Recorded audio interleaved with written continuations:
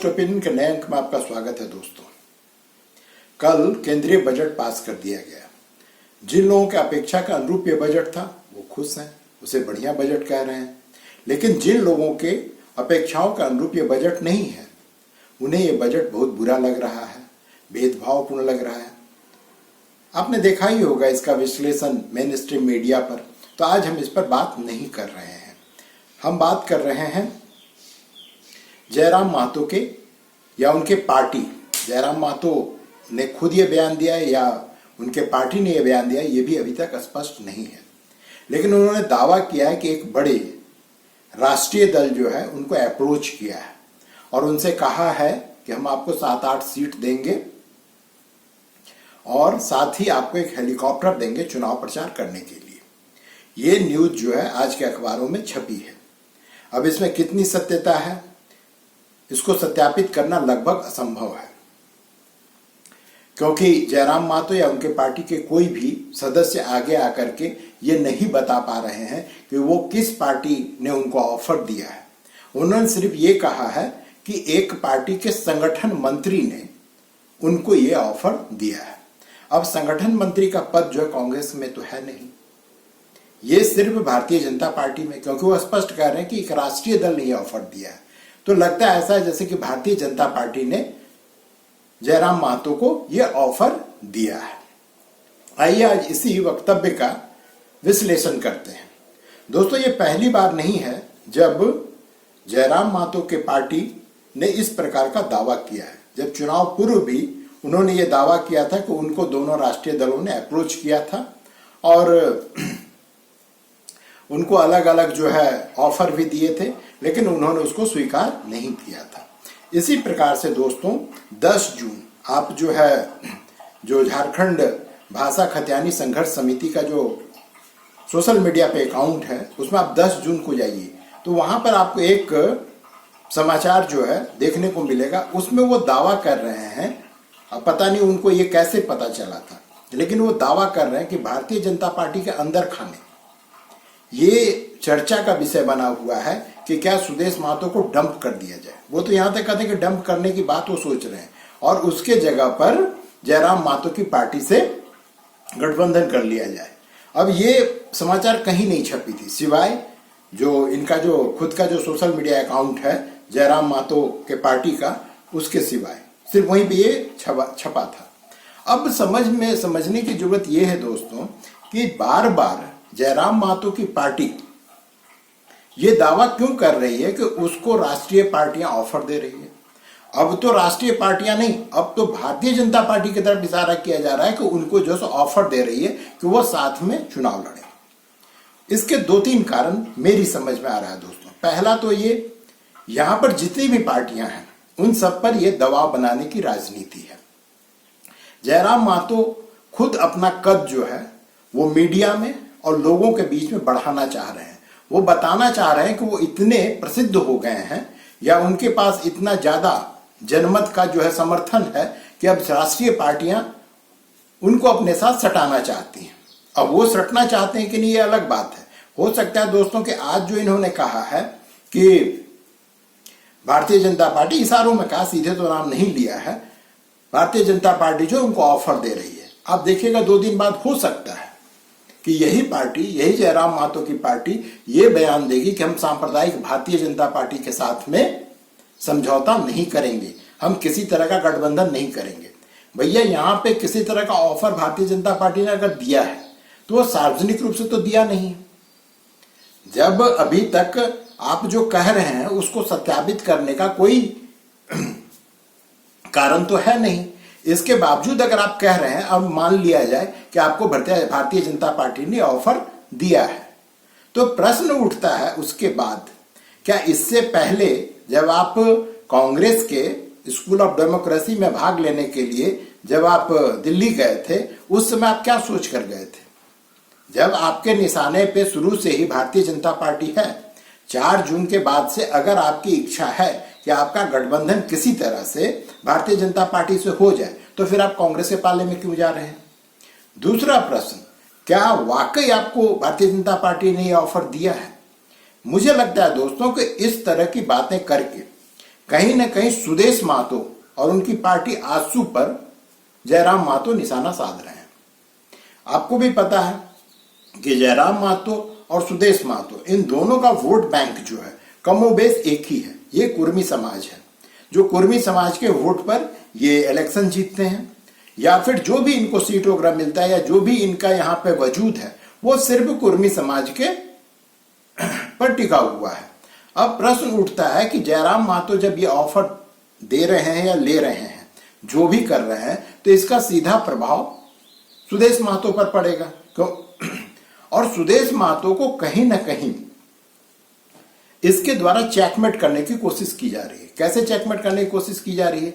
दोस्तों, आपको पता होगा कि 2019 के चुनाव में भारतीय जनता पार्टी और आजसू के बीच में गठबंधन नहीं हो पाया और इसका जो नुकसान है उन दोनों पार्टियों को उठाना पड़ा। अब इस बार ऐसी कोई संभावना अब तक नहीं लग रही कि इन दोनों पार्टियों में गठबंधन नहीं होगा। आज ही एक समाचार पत्र ने यह छापा है कि आजसू को जो है भारतीय जनता पार्टी संभवतः 7 या 8 सीट देगी। अब इसी तरह का ऑफर की बात जो जयराम महतो कह रहे हैं कि हमको भी 7-8 सीट देने का ऑफर भारतीय जनता पार्टी ने किया है। हो सकता है कि दोनों को ही ऑफर दिया हो और दोनों ही इस गठबंधन में रह सकते हैं, जैसा कि उत्तर प्रदेश में है। उत्तर प्रदेश में वहां पर जो गठबंधन का स्वरूप है भारतीय जनता पार्टी का, उसमें छोटी से छोटी पार्टियों को उन्होंने जगह दिया और सब मिल करके विधानसभा चुनाव लड़ते हैं और उसका परिणाम सबके लिए सुखद होता है। तो हो सकता है कि भारतीय जनता पार्टी वही प्रयोग झारखंड दोहराने की कोशिश कर रही हो सकता है कि वो एक ही साथ में जयराम महतो और सुदेश महतो दोनों को ही या दोनों पार्टियों के साथ ही एक साथ गठबंधन करने को तैयार हो। इससे जो है दोनों ही पार्टियों को फायदा होगा। हो सकता है कि आजसू और जयराम महतो की पार्टी में थोड़ी सीटों के लिए किचकिच हो, लेकिन उसको भी मिल बैठ करके सुलझा लिया जा सकता है। लेकिन दोस्तों, मेरा एक प्रश्न और यहाँ पे खड़ा करने का मन कर रहा है, वो ये है दोस्तों कि इस तरह की गठबंधन की चर्चाएं हमेशा ही बिहाइंड द सीन होती है।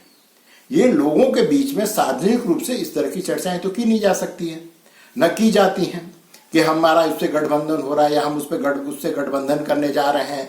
इसका चर्चा कभी भी सार्वजनिक तभी किया जाता है जब आप एक सकारात्मक बिंदु पर पहुंच जाते हैं। उससे पहले इस तरह की चर्चा जो सार्वजनिक मंचों पर नहीं की जाती है। अब पता नहीं जयराम महतो के पार्टी के दिमाग में क्या आया कि अभी जो है गांव बसा नहीं है, उससे पहले उसके लूटने की तैयारी होने लगी है। अब जो भी हो, लेकिन अगर ये गठबंधन होता है या इस तरह के गठबंधन होने की बात बिहाइंड द सीन हो रही है, तो इसका सीधा प्रभाव झारखंड मुक्ति मोर्चा पर उतना नहीं पड़ेगा, उससे ज्यादा कहीं जो है कांग्रेस पे पड़ने वाली है। क्योंकि कांग्रेस जो है, जो भी सामान्य जनरल सीट है, उन जनरल सीटों पे जो कुर्मी समाज है उसका दबदबा है।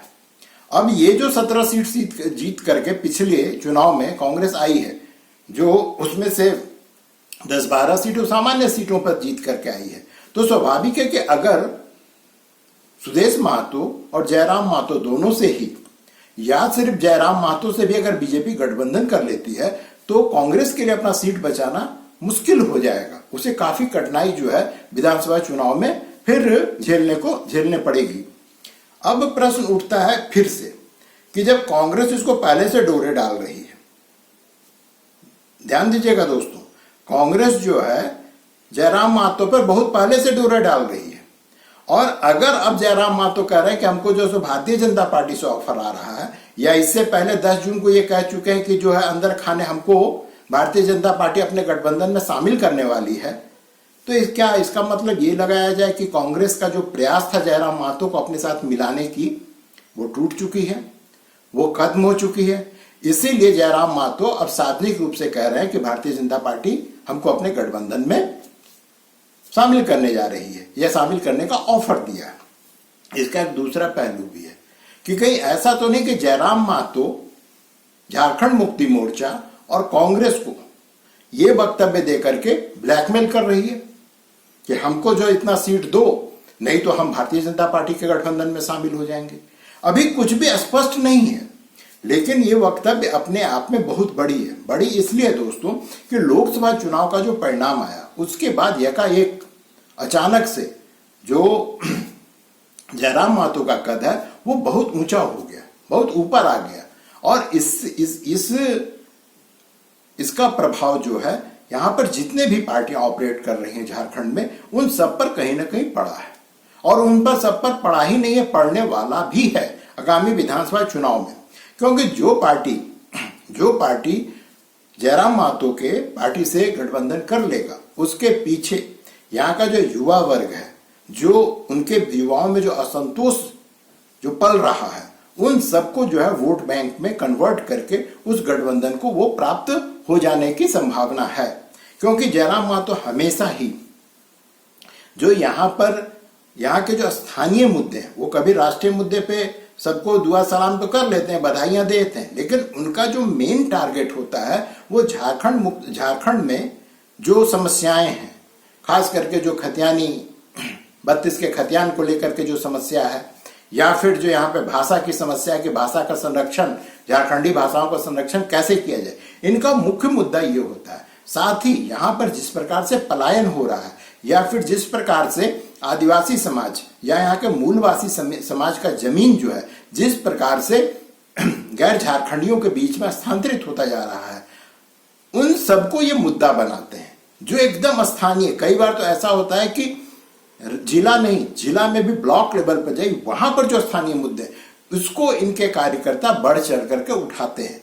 और दूसरी चीज इनके जो सफलता का कारण है वो ये है कि ये उनकी भाषा में उनकी समस्याओं को, उसके समाधान को समझाते हैं।